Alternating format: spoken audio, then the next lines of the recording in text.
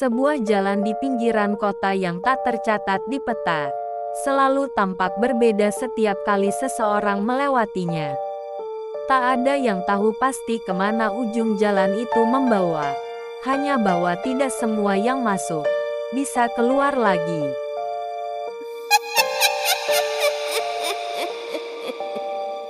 Hujan baru saja reda malam itu. Kabut tipis mulai turun, menyelimuti jalanan sepi di pinggiran kota Sukatani. Andra, seorang pengemudi ojek online, menerima pesanan terakhirnya. Sebuah alamat di Jalan Melati 17. Namun anehnya, ketika ia membuka peta digital, jalan itu tidak muncul dimanapun. Ia mencoba mencari manual, dan seorang warga tua di warung pinggir jalan menatapnya lama. Jalan Melati 17. Kau yakin mau ke sana? Nak, jalan itu sudah ditutup bertahun-tahun. Andra hanya tertawa kecil, mengira itu candaan. Ia berpikir mungkin peta hanya belum diperbarui.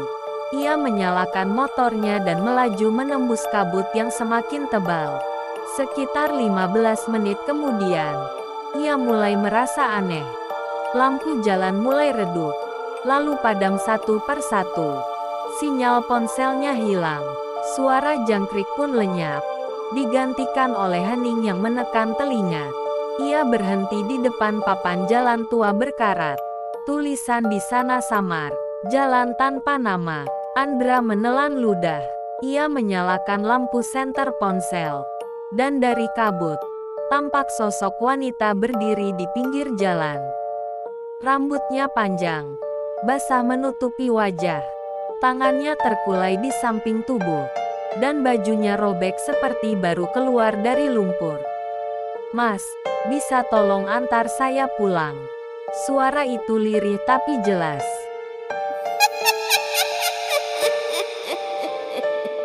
Tanpa berpikir panjang, Andra mengangguk. Wanita itu naik ke jok belakang motornya. Namun ketika ia melihat kaca spion, bayangan wanita itu tak terlihat. Beberapa menit berlalu dalam diam. Andra mencoba membuka percakapan, tapi tak ada jawaban. Hingga akhirnya, wanita itu berbisik pelan, "Belok kiri di depan. Di situ rumah saya." Andra menuruti. Namun yang ia lihat hanyalah jalan tanah penuh nisan tua dan pohon beringin besar di tengahnya. Ia menatap spion lagi. Kursi belakang kosong. Dari belakang, terdengar tawa kecil, makin lama makin keras. Andra menoleh cepat, tapi hanya kabut dan bayangan tubuh tergantung di pohon beringin itu, mengenakan baju yang sama dengan wanita tadi. Keesokan paginya, warga menemukan motor Andra terparkir di pinggir jalan. Mesinnya masih hangat, lampu masih menyala, namun pengemudinya tak pernah ditemukan. Dan sampai sekarang, beberapa pengendara malam masih mengaku melihat notifikasi pesanan menuju Jalan Melati 17. Tapi ketika mereka mengikuti arahnya, GPS mereka selalu membawa ke jalan tanpa nama. 3 hari setelah hilangnya Andra, kabar itu mulai menyebar. Beberapa pengemudi ojek online di wilayah Sukatani menolak mengambil pesanan yang mengarah ke daerah itu. Namun tidak semua percaya. Salah satunya adalah Rico, sahabat dekat Andra, yang menolak anggapan bahwa temannya hilang karena gangguan gaib. Andra itu orangnya nggak pernah takut. Pasti cuma nyasar aja, kata Rico pada teman-temannya di pos ojek, sambil menatap jalanan berkabut di kejauhan. Malam itu, sekitar pukul 11, Rico menerima notifikasi di ponselnya, pesanan dari Jalan Melati 17. Ia terdiam sesaat, lalu menatap layar lama-lama. Pesanan itu atas nama Nadia, nama yang sama dengan pelanggan terakhir Andra sebelum ia menghilang. Ini kesempatan buat buktiin semuanya, gumamnya. Rico menyalakan motornya dan melaju ke arah barat, menembus udara lembab dan jalan sepi. Langit tampak gelap total, tanpa bulan, tanpa bintang. Beberapa kali ia merasa mendengar suara motor lain mengikuti di belakang. Tapi setiap menoleh, tak ada siapapun. Setelah beberapa menit, GPS di ponselnya berputar-putar sendiri, lalu menampilkan pesan aneh. Anda telah sampai di tujuan. Padahal di depannya hanya ada kabut tebal dan papan berkarat bertuliskan, jalan tanpa nama.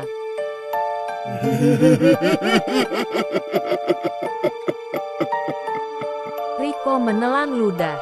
Ia memutuskan untuk menyalakan kamera ponselnya, berniat merekam sebagai bukti.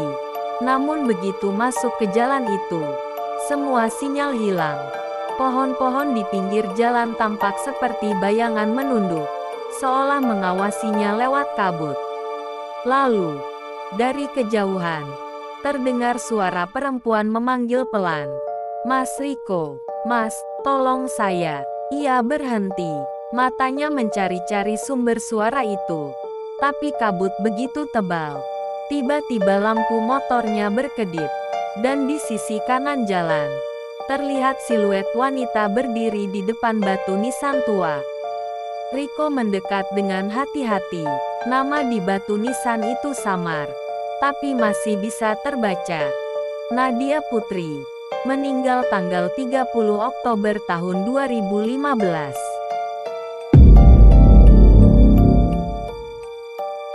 Tepat saat ia menyadari hal itu, suara tangis terdengar di belakangnya.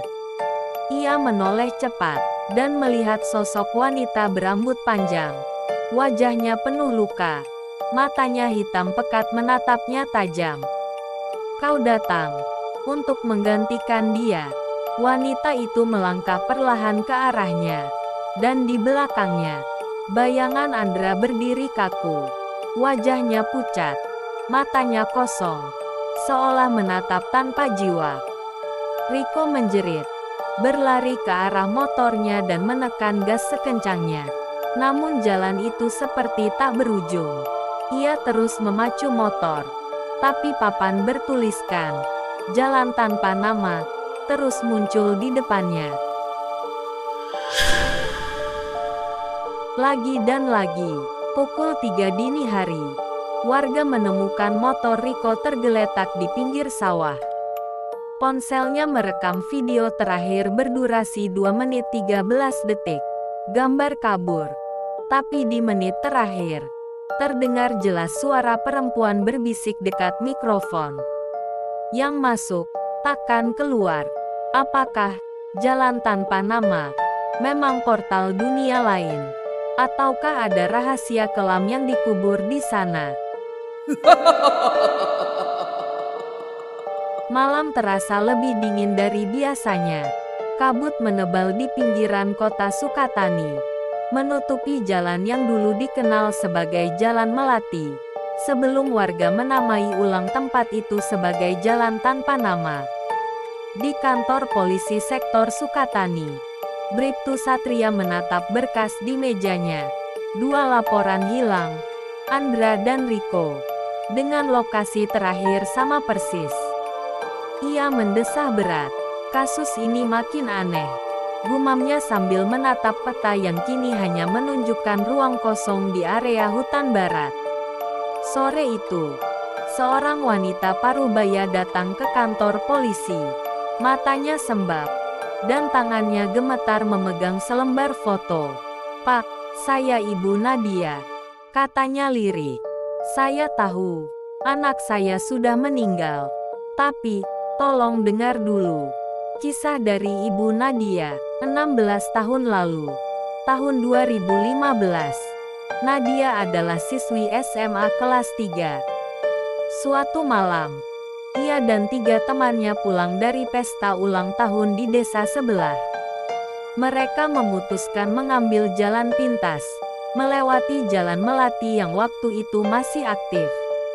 Namun malam itu terjadi hujan deras dan tanah longsor kecil di tepi jurang. Mobil mereka tergelincir dan masuk ke parit. 3 teman Nadia selamat, tapi Nadia menghilang. Tubuhnya tak pernah ditemukan. Sejak malam itu, warga mulai melaporkan hal-hal aneh. Lampu jalan sering padam tiba-tiba. Ada suara perempuan menangis di tengah kabut.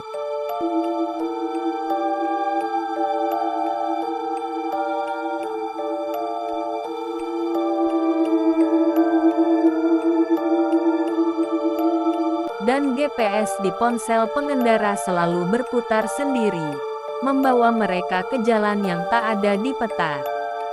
Saya yakin, arwah anak saya belum tenang, ujar sang ibu, menahan tangis. Dan dia masih di sana.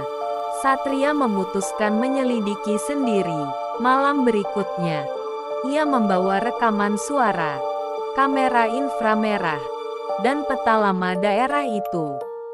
Pukul 1 dini hari, ia sampai di papan tua berkarat bertuliskan, "Jalan tanpa nama." Langit tanpa bintang, angin berhenti, dan kabut menutup pandangan seperti tirai putih. Ia melangkah masuk. Tanah basah menempel di sepatu. Beberapa meter di depan, lampu senter menyorot sebuah mobil tua yang setengah tenggelam di lumpur. Berkarat tapi masih utuh. Plat nomornya cocok dengan laporan kecelakaan tahun 2015. Satria mendekat pelan. Saat ia membuka pintu mobil itu, udara dingin seperti menyengat tulang. Di dalamnya, ada boneka kecil berdebu. Di dada boneka itu tergantung kalung dengan nama terukir, Nadia.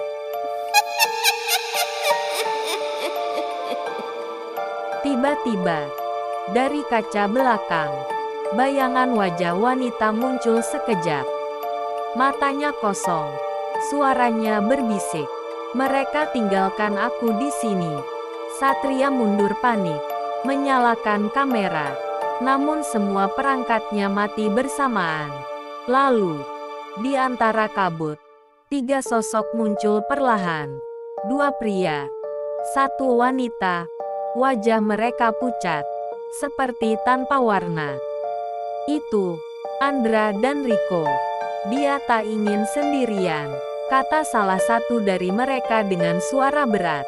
"Kau juga akan tetap di sini." Kabut semakin pekat, dan dunia terasa memutar. Satria berteriak, mencoba lari, tapi suaranya hilang ditelan kabut. Yang terdengar hanya bisikan lembut, "Selamat datang di jalan tanpa nama."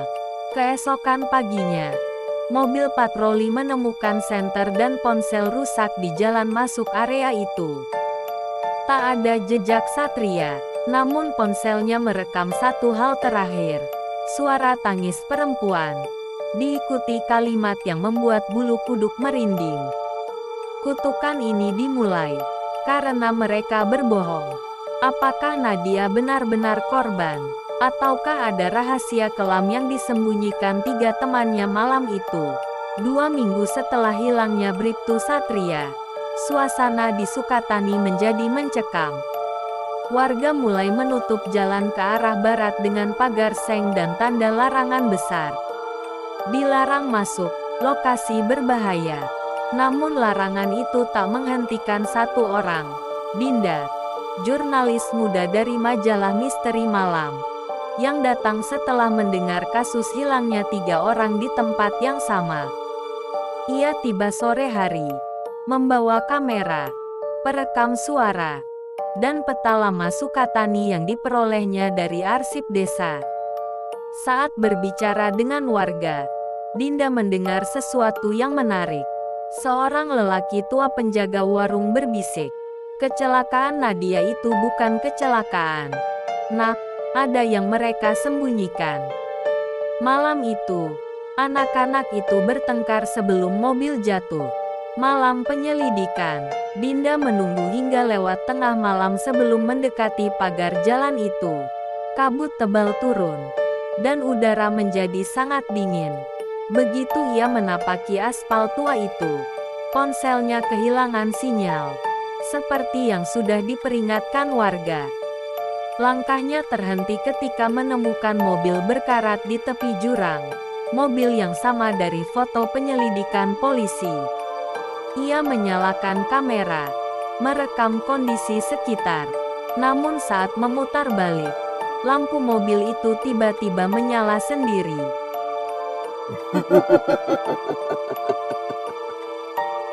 Dinda menatap ke arah kaca depan. Ada 4 bayangan duduk di dalam mobil. 3 laki-laki dan 1 perempuan di kursi depan. Kepalanya menunduk. Tiba-tiba terdengar suara dari rekamannya yang masih menyala. "Jangan dorong aku belum mau mati." Suara itu terdengar jelas, diikuti jeritan dan suara kaca pecah. Dinda membeku. Itu bukan suara dari masa kini. Itu rekaman masa lalu yang terpantul di udara. Ia membuka pintu mobil perlahan. Di dalam, ia menemukan buku harian lusuh, basah dan berdebu. Halaman terakhir tertulis dengan tinta merah samar. "Aku tahu mereka berencana menyingkirkan aku malam ini. Aku dengar mereka bicara di belakang mobil. Kalau aku mati, aku tak akan diam. Jalan ini akan jadi saksi dan penjara bagi mereka semua." Tanda tangan di bawahnya, Nadia. Tiba-tiba, kabut di luar bergerak seperti berputar. Dari balik kabut, muncul 3 sosok remaja, berpakaian seperti dari masa lalu, dengan luka di kepala dan darah kering di wajah. Salah satu dari mereka mendekat, menatap Dinda dengan mata kosong. "Kami tak bermaksud membunuhnya," katanya dengan suara serak. "Kami hanya ingin menakutinya. Tapi dia terjatuh, dan kami kubur tubuhnya di belakang pohon beringin." Dinda tertegun. Jantungnya berdetak cepat, dan tiba-tiba, tanah di bawah pohon besar itu mulai retak. Dari celah tanah, tangan pucat muncul, mencengkeram udara, diikuti tubuh seorang wanita berambut panjang, mata hitam, mengenakan seragam sekolah yang sama seperti di foto lama Nadia. "Kalian semua akan tetap di sini bersamaku."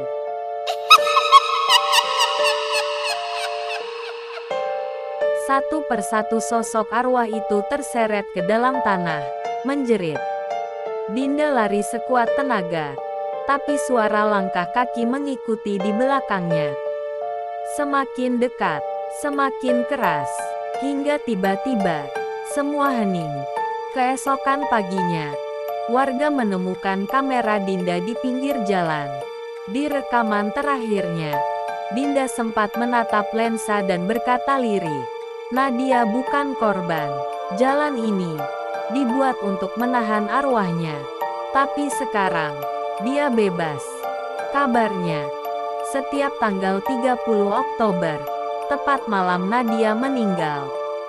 Di tengah kabut tebal di Sukatani, jalan itu muncul kembali, meski sudah ditutup dan ditimbun. Dan siapapun yang melewatinya, akan mendengar bisikan yang sama. "Aku masih di sini." 3 bulan telah berlalu sejak hilangnya Dinda. Pihak kepolisian menutup semua akses menuju area Sukatani Barat, bahkan menggali sebagian tanah untuk memutus jalur lama yang dikenal sebagai jalan tanpa nama.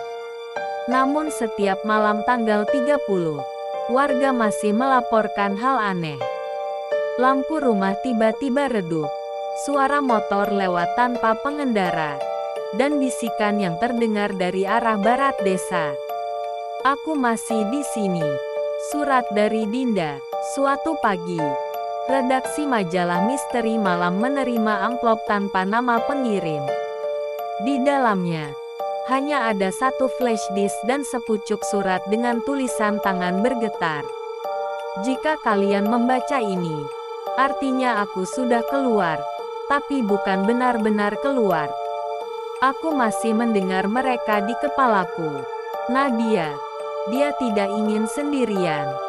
Dinda, mereka memutar isi flash disk itu. File pertama adalah video berdurasi 3 menit. Gambar goyah. Namun tampak Dinda berdiri di depan pohon beringin besar, yang kini sudah tak ada di peta. Suaranya gemetar. Aku menemukan tulang belulang di bawah akar pohon ini. Dan, ada sesuatu yang aneh. Tengkoraknya bukan 1, tapi 4. Ia menatap kamera lama-lama. Artinya, Nadia sudah menyeret mereka semua ke dunianya. Kebangkitan jalan itu. Beberapa hari setelah video itu diterima, seorang teknisi jalan melapor bahwa tanah di bekas lokasi Sukatani Barat kembali retak. Dan di malam harinya, saat hujan turun, jalur aspal lama perlahan muncul kembali, seolah didorong keluar dari bawah bumi.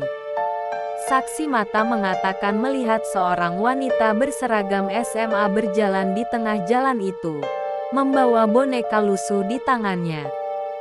Ia berhenti di depan papan tua yang kini muncul kembali dengan tulisan samar. Selamat datang di Jalan Melati 17. Setelah itu, seluruh listrik di desa padam selama hampir 7 menit. Dan ketika menyala kembali, papan itu telah berubah tulisan. Jalan tanpa nama. Malam terakhir, salah satu petugas patroli yang dikirim untuk mengamankan lokasi sempat mengirim pesan suara ke markas. Saya melihat seseorang di tengah jalan. Perempuan, wajahnya mirip Dinda. Tapi matanya hitam. Dia tersenyum. Tolong. Pesan itu terputus.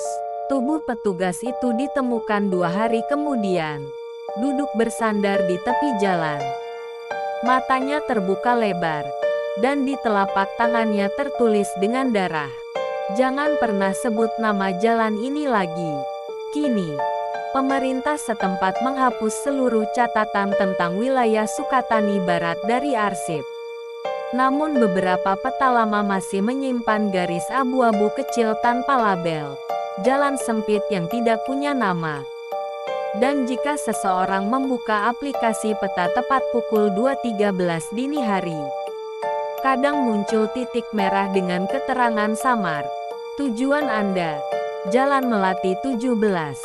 Namun hati-hati, karena mereka bilang, begitu GPS menunjukkan rute itu, jalan tersebut akan muncul tepat di depan Anda.